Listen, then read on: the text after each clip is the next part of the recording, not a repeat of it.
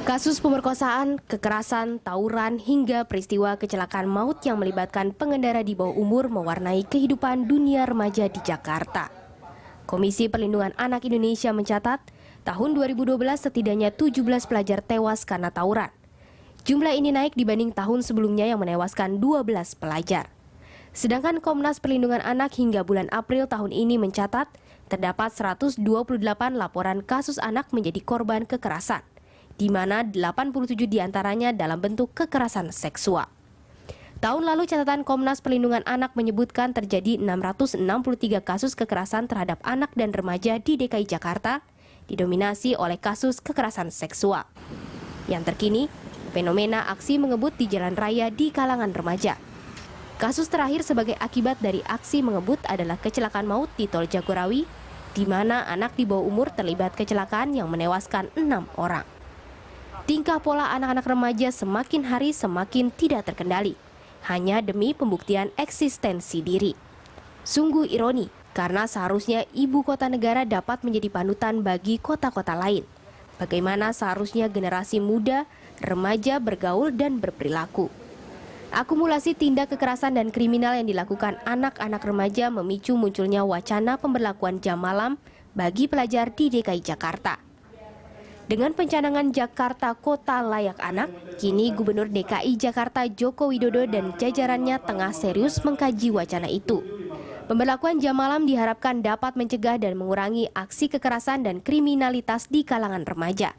Namun, apakah pemberlakuan jam malam bagi pelajar ini merupakan pilihan yang tepat untuk membangun karakter dan kepribadian anak remaja? Pemirsa, untuk membahas lebih lengkap terkait wacana jam malam bagi pelajar, di studio telah hadir Ketua Satuan Tugas Perlindungan Anak, M. Ihsan, dan pakar pengasuhan anak Bunda Lucy. Selamat siang Bunda Lucy dan Pak Ihsan. Selamat siang, Mbak. Pak Ihsan, dasar pemikirannya ini kan Jakarta Kota Layak Anak, yang juga dipicu dengan maraknya kecelakaan kendaraan bermotor oleh anak di bawah umur. Sebetulnya kenapa jam malam ini kemudian menjadi salah satu solusi yang diwacanakan? Ya, jadi kalau saya melihat dari segi kebijakan, sebetulnya ini berangkat dari RPJM yang sudah ditetapkan oleh pemerintah, bahwa prioritas pertama dalam perlindungan anak itu upaya pencegahan, pendekatan primer. Kenapa? Karena pencegahan itu bisa menyelamatkan anak tidak sampai jadi korban dan biayanya relatif lebih murah. Nah, pencegahan itu dibangun dalam pendekatan sistem perlindungan anak dengan membangun sistemnya. Ada peraturan, ada kelembagaannya, ada aparat yang melakukan di lapangan, dan partisipasi masyarakat serta bagaimana cara melaksanakan di lapangan. Itu yang disebut dengan kebijakan perlindungan anak di lapangan. Nah, ini sebagai turunan dari Undang-Undang Nomor 23 Tahun 2002 Perlindungan Anak. Kan di situ disebutkan bahwa perlindungan anak bertujuan untuk mewujudkan anak yang berkualitas, berakhlak mulia, dan sejahtera. Nah, kemudian di pasal 13 dijelaskan bagaimana caranya.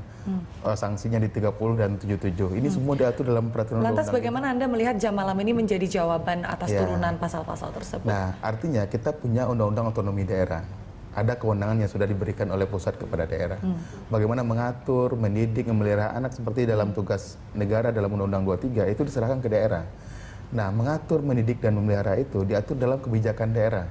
Daerah harus membuat sebuah kebijakan yang memastikan bahwa orang tua, lingkungan itu punya dasar hukum untuk melakukan sebuah tindakan. Artinya ketika orang tua merasa bahwa anaknya harus di rumah pada malam hari, kalau keluar harus didampingi oleh orang tua atau orang dewasa, ini memastikan bahwa anak dalam situasi aman. Karena undang-undang itu lebih cenderung kepada protektif, memproteksi anak dari lingkungan yang berbahaya. Jadi ini dibebankan ke orang tua sebetulnya, cuman ada aturan yang menugaskan orang tua untuk menjalankan suatu kewajiban yang diatur Undang-Undang 23 2002. Jadi bagi orang tua senang karena anaknya terproteksi aturan juga oleh pemerintah karena daerah. sanksinya bukan ke anak, sanksinya diberikan ke orang tua. Jika ada anak yang melanggar, nanti orang tua yang kemudian dikenakan sanksi. Gitu. Baik, Bunda Lucy, dari aspek psikologi Anda sebagai psikolog anak, apakah ini akan berpengaruh terhadap mentalitas anak, dan kalau iya pengaruhnya positif atau negatif pemberlakuan jam malam ini? Ya, mungkin semuanya itu ada sebab, ada akibat. Kemudian juga ada positif, ada negatifnya gitu ya. Kalau buat tadi perlindungan terhadap anak itu sendiri mungkin positif ya. Karena anak di bawah 17 tahun itu memang masih labilitasnya masih tinggi. Pengaruh negatif lingkungan itu mudah sekali masuk. Jadi memang batas antara apakah si orang tua akan mengambil peran atau lingkungan yang akan mengambil peran buat anak itu kan di 13 tahun ya. Jadi kalau 13 tahun sampai 17 tahun itu usia rawan. Sementara anak-anak yang keluar malam itu usianya jarang banget yang ada di bawah 13 tahun ke bawah gitu. Di usia 13 sampai 17. Nah, di masa puber itu sebenarnya yang perang antara orang tua dan lingkungan. Kalau lingkungannya memenangkan perang itu berarti orang tua kurang peranannya di rumah. Sehingga yang terjadi si anak itu berontak. Walaupun diberlakukan jam malam, anak itu ya udah akhirnya kabur gitu ya, sisi negatifnya gitu. Oke, jadi wacana pemberlakuan jam malam ini Bunda Lucy lihat sebagai salah satu cara juga supaya orang tua bisa lebih memenangkan peperangan lawan Iya, pergaulan betul. mungkin yang salah, Iya. seperti itu. Anda kan juga banyak berdialog tentunya dengan orang tua sebagai psikolog anak ya. Kira-kira kalau memang wacana ini diberlakukan dan benar-benar keluar perda mengenai hal ini, apakah orang tua akan merasa terbantu? Atau justru mereka merasa ada intervensi yang mungkin berlebihan karena mereka percaya sebetulnya dengan anaknya, karena mungkin ada kebutuhan untuk berada di luar rumah juga. Seperti saya tahu banyak anak remaja yang bimbel sampai jam 8 malam dan mungkin mereka akan merasa, atau orang tuanya juga mungkin merasa tidak selamanya berada di luar rumah di atas jam malam itu berarti kemudian memiliki konotasi negatif yang berarti seorang anak ini terjerumus pergaulan bebas atau tindakan kriminal seperti itu. Iya, tapi sebenarnya menurut saya komunikasi yang dibangun di rumah itu sangatlah penting gitu. Jadi ketika misalnya si anak itu punya komunikasi yang bagus sekali sama orang tua, dan ketika dia berada di luar rumah dia aman-aman saja gitu. Tapi banyak anak yang menyembunyikan sesuatu dari orang tua sehingga orang tua dalam tanda petik nggak tahu si anak itu sebenarnya terlibat atau tidak dalam pergaulan bebas gitu. Oke, Mas Ihsan bagaimana? Jadi gini, ini pemahaman yang harus diluruskan oleh masyarakat untuk masyarakat. Jadi pemberlakuan jam malam bukan berarti anak tidak boleh keluar malam. Itu harus digarisbawahi dulu. Anak boleh di rumah, di sekolah, di tempat belajar, itu nggak ada larangan. Dan kemudian dia boleh pergi ke warung, makan, di mana boleh aja.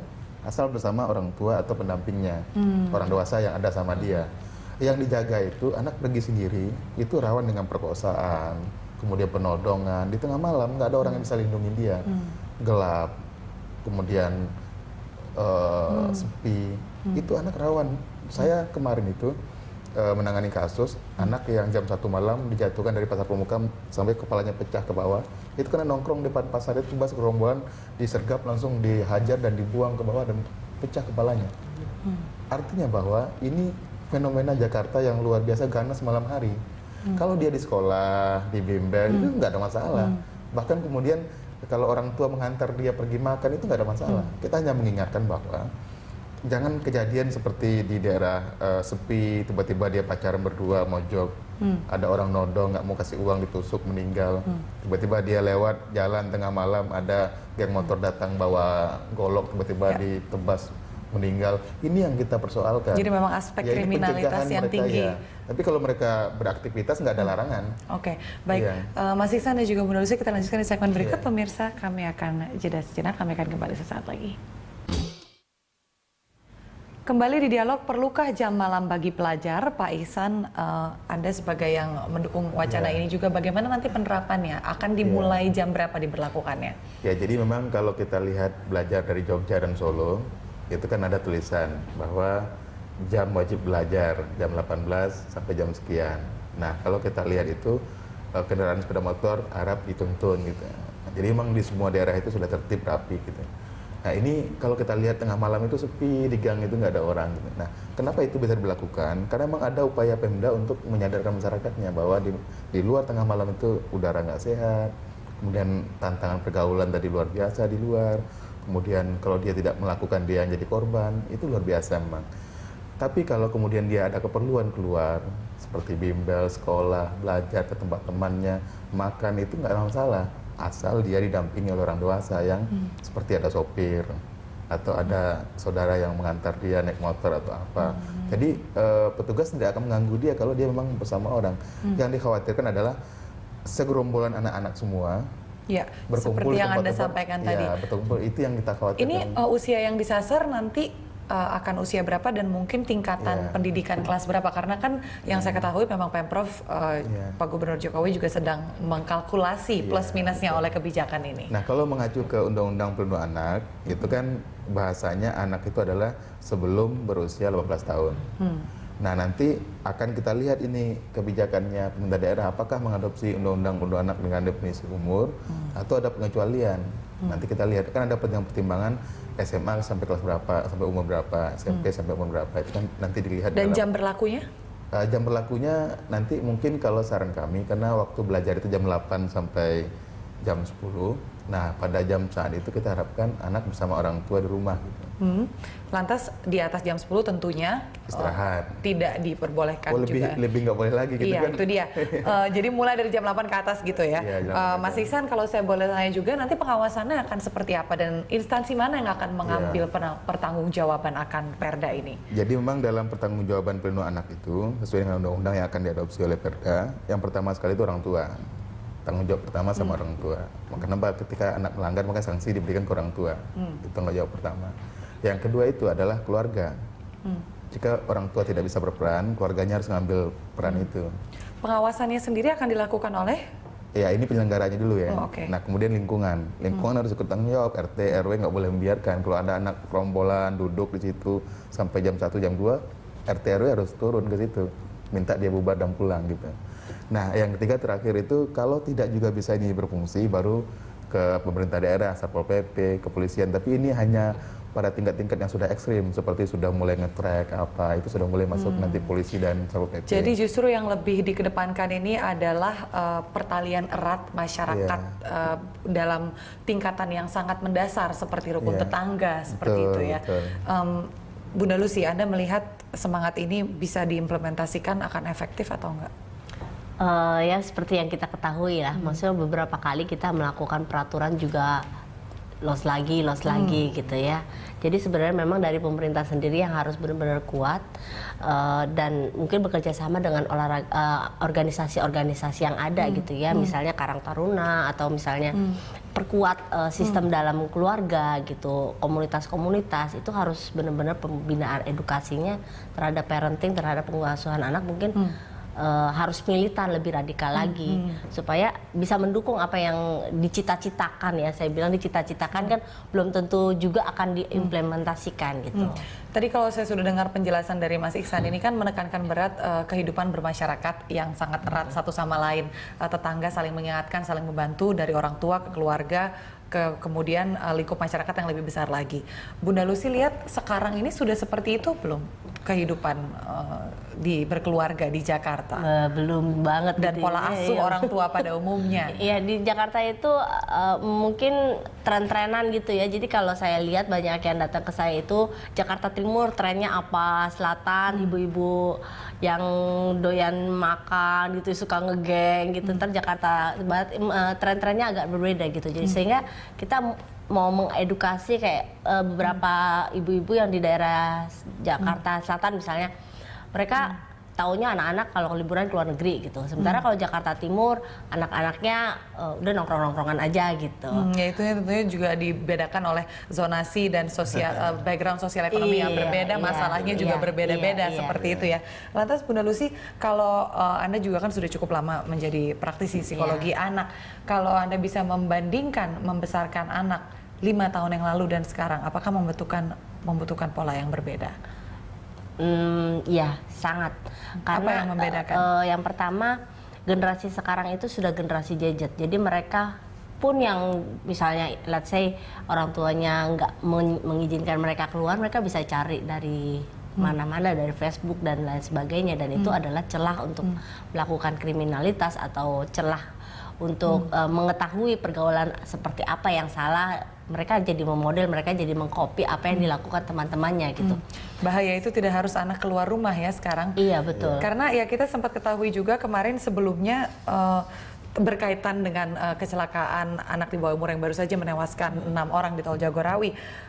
Ada cukup beredar di sosial media bahwa mengabadikan jarum speedometer di angka yang tinggi oleh anak-anak di bawah umur atau pelajar ini cukup meramaikan sosmed, dan ini kan sesuatu yang sangat meresahkan sebetulnya ya Mas Iksan. Ya, jadi saya mendapat banyak data, bukti, fakta memang ini sedang diselidiki oleh penyidik ya, kecenderungan pas karena ketika kejadian menurut analisa penyidik dan olah TKP itu mobil goyang sebelum kemudian melayang gitu. Jadi memang sempat goyang dulu kemudian, dan memang ketika kita selidiki ke dalam pergaulan mereka, dan saya punya gambar-gambarnya semua, jadi semakin tinggi speedometernya itu makin bangga.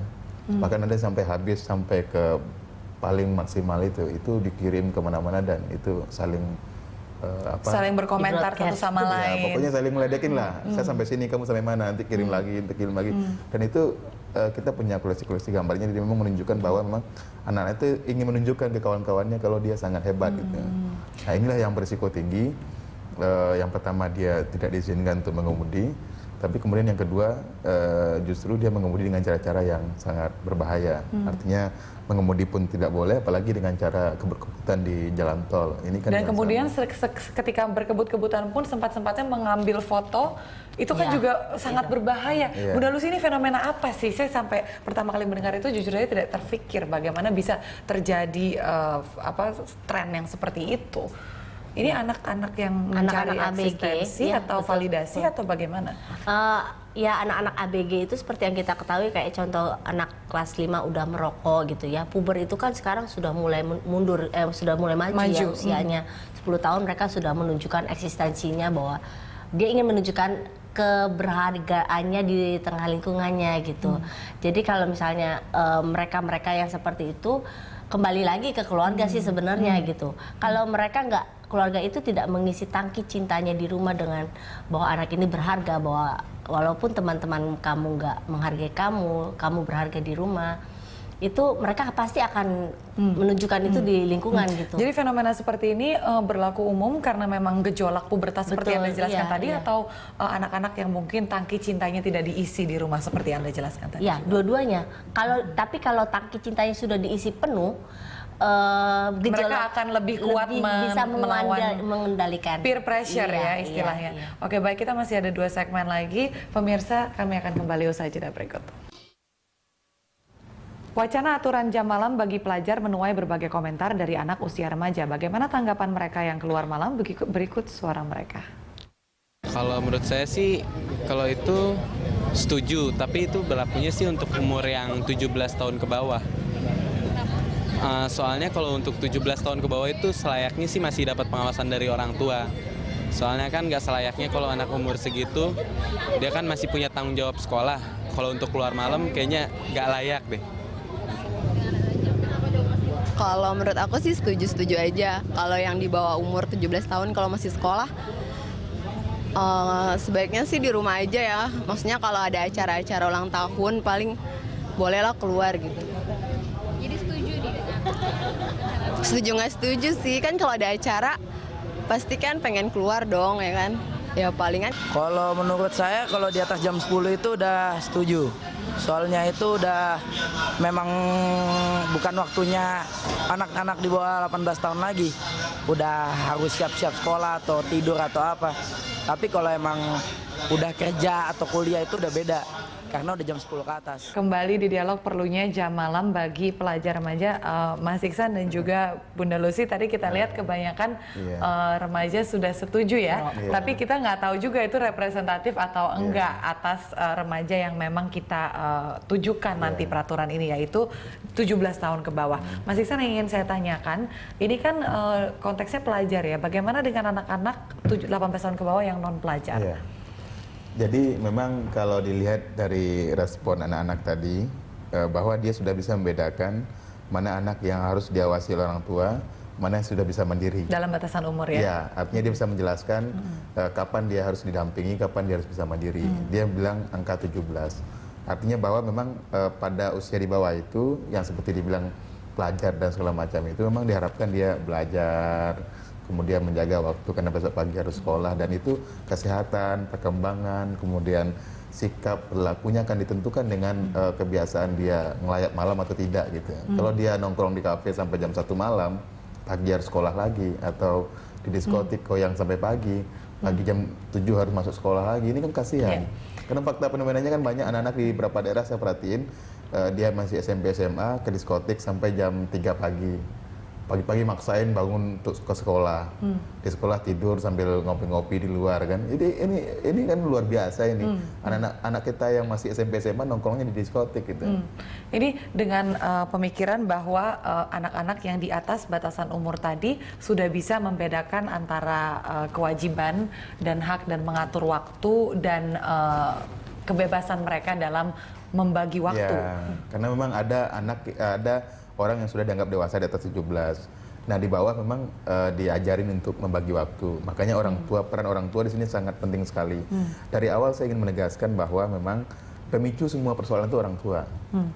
Kalau orang tua itu disiapkan dengan baik sebelum menikah, kalau kami istilahkan pendidikan pranikahnya bagus, mungkin ada pelatihan 2 bulan, 3 bulan. Kalau perlu sejak SMA sudah mulai diberikan materi tentang masalah persiapan untuk masuk jenjang pernikahan. Ya, walaupun mungkin belum akan menuju ke sana. Kita arahkan ke Menteri Pendidikan ini. Nanti ketika dia menjadi suami istri, dia mengerti tanggung jawab dan peran dia dalam keluarga.